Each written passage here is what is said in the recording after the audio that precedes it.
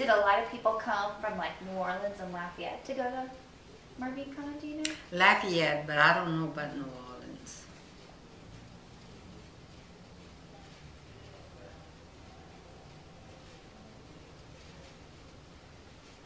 Did you work anywhere? Okay, you worked at the Washateria before Mervyn Con? Was that your No, own? it was a cleaners. A cleaners. Yeah.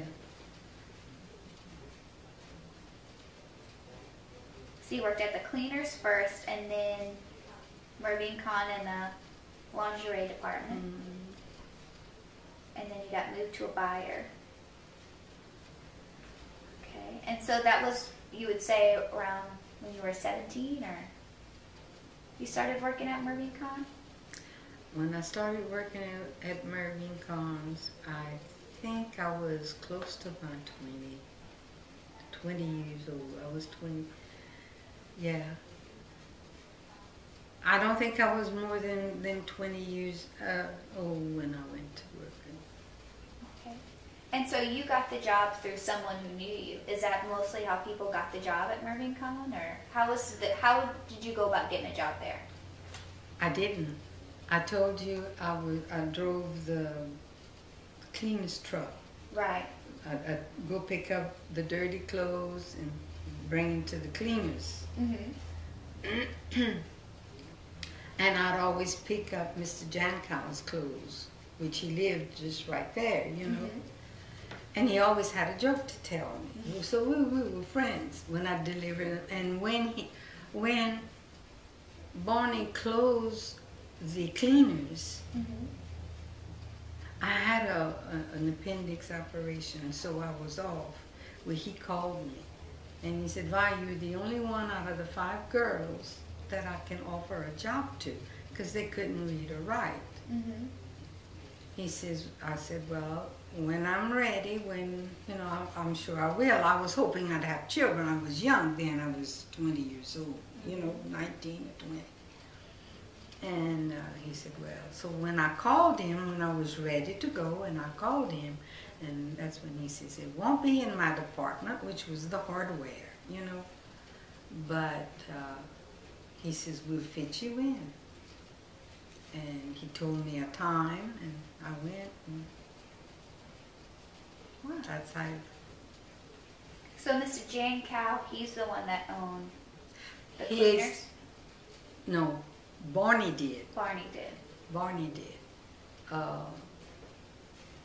But Barney was the manager of the hardware. Mr. Jankow was the general manager. Okay. So Barney, he owned the cleaner and he worked at Mervyn Yes, Con. yes. Okay. His wife was a con. Oh, okay. Barney's wife. No, initially Barney was a school teacher. And why do you think he moved to Mervyn Con? Well, I think now this is what I was told. I think they needed him in the hardware department. That's what Mr. Belair was close, and I was close. He's the one who told me that. Okay. And he worked there for, oh God, all his life. Wow.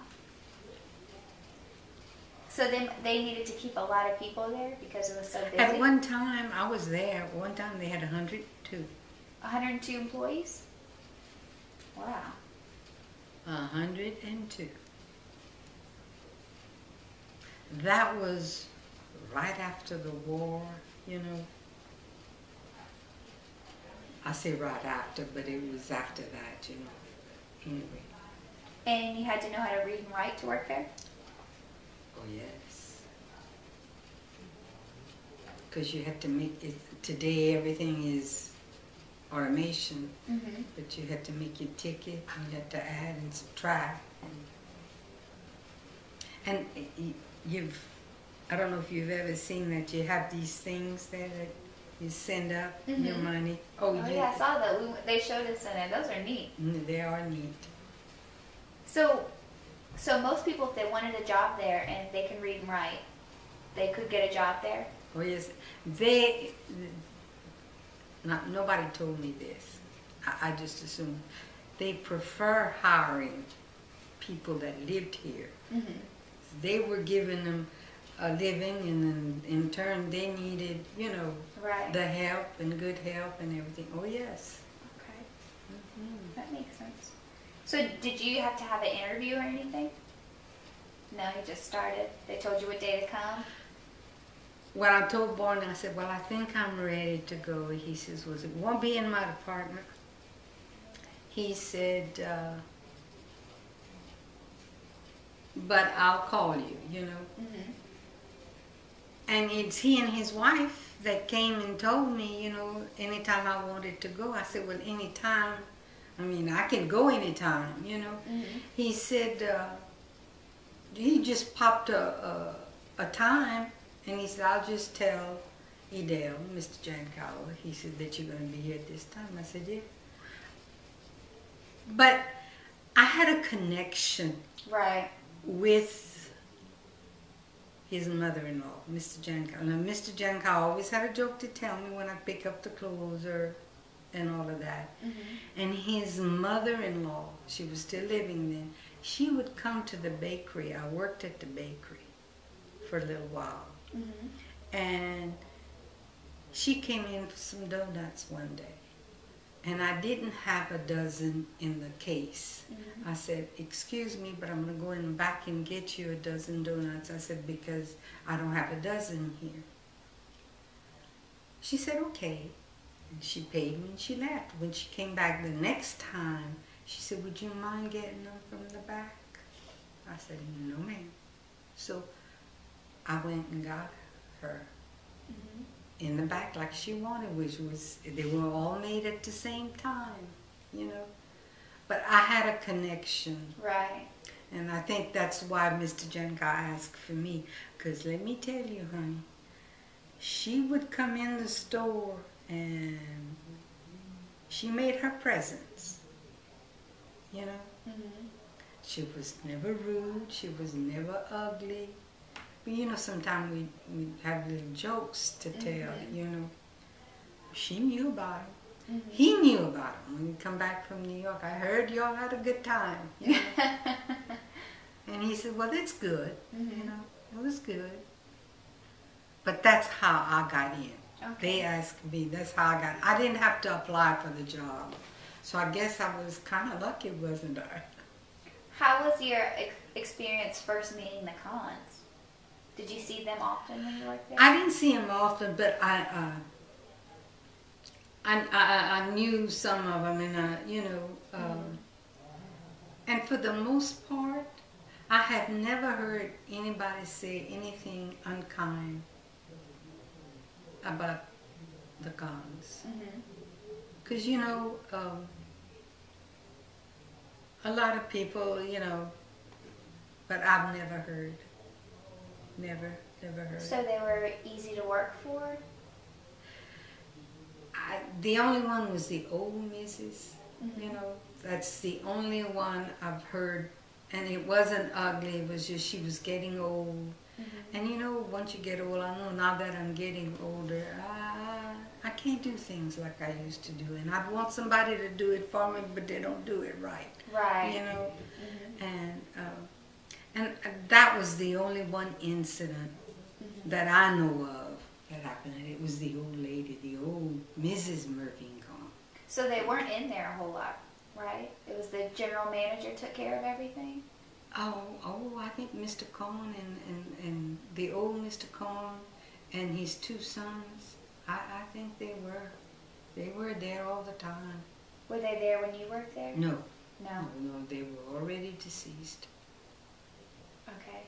Now, Mrs. Cohn was still there, the old lady, but she couldn't hardly walk or anything, Mm-hmm. So who took over when they all died? And the store just closed. I had already. You mean the old people? Nah, I don't know. I think there was two. There was one by the name of Herbert. That was before my time. Mm-hmm. He ran it for a while, and there was another one. You know. And those were their sons? The sons, I think there was 2. And then there's 3 or 4 girls, and their husband came in. Oh, okay.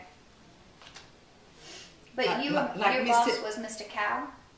And that's who you answered to? Yeah, Mr. Jan Cowell, which his mother-in-law is Florence Corn. That's the one that always asks me to get the donuts in the back of the shop. Oh, okay.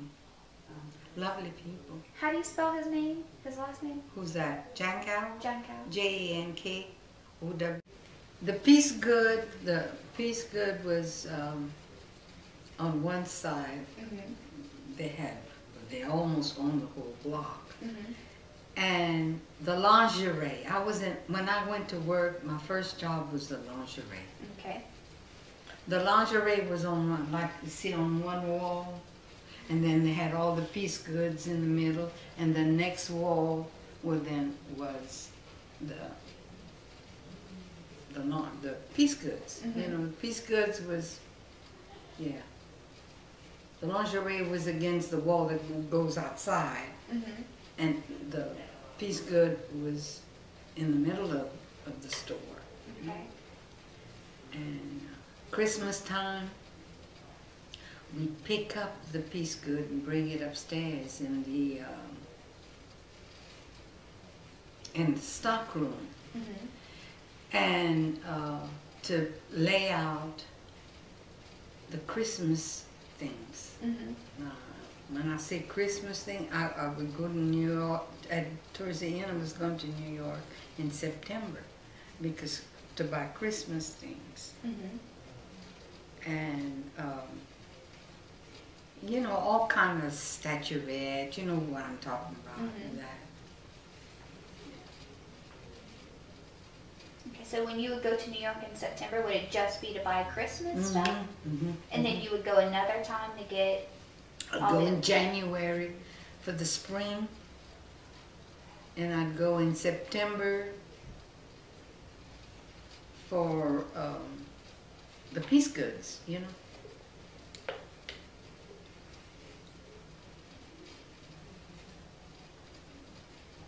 And how long would you stay in New York?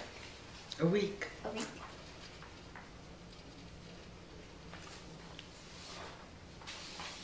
And honey, it was no play. It was no play? It was no play. We were lucky if we'd get to go to the movie one time. Wow. Now, Peggy, the one that had worked, she's deceased. She had the children's department. One of her suppliers gave her a ticket for 2, you know. It was Sammy Davis Jr. Oh, Lord, I said, Peggy. She said, well, Va, let's go. And that was the only stage show I saw. Oh, wow. How many buyers did they have?